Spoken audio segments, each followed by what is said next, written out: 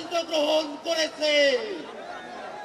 সরকারের এই সিদ্ধান্ত বৈষম্য বিরোধী ছাত্র আন্দোলনের এক অন্যতম বিজয়।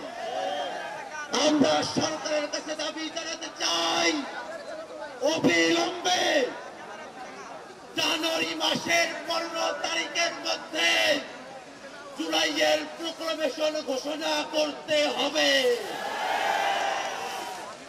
বাংলাদেশের মানুষ এক নতুন সংবিধান প্রত্যাশা করে। আমাদেরকে বলা হয় নতুন সংবিধান করবে, তার ম্যান্ডেট কোথায়? আমরা বলি নতুন সংবিধান নির্বাচিত প্রতিনিধিদের মাধ্যমেই হবে। বাংলাদেশের আগামী নির্বাচন হবে গণপরিষদ নির্বাচন।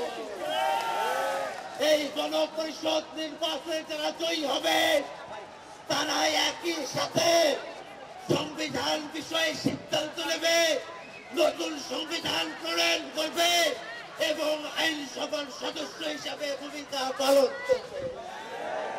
ভাইরা আমার, বাংলাদেশের মানুষের যে চাওয়াগুলো আছে, বিচারের চাওয়া আছে, সংস্কারের চাওয়া আছে, নতুন সংবিধানের চাওয়া আছে, বাংলাদেশের মানুষের প্রত্যেকটা বিষয়ের যে আকাঙ্ক্ষা আছে, সেই আকাঙ্ক্ষাকে বাংলাদেশের ছাত্র জনতা অবশ্যই বাস্তবায়ন করিয়ে দিয়ে আসবে। এই বলে আমি আমার বক্তব্য এখানে শেষ করছি। ধন্যবাদ।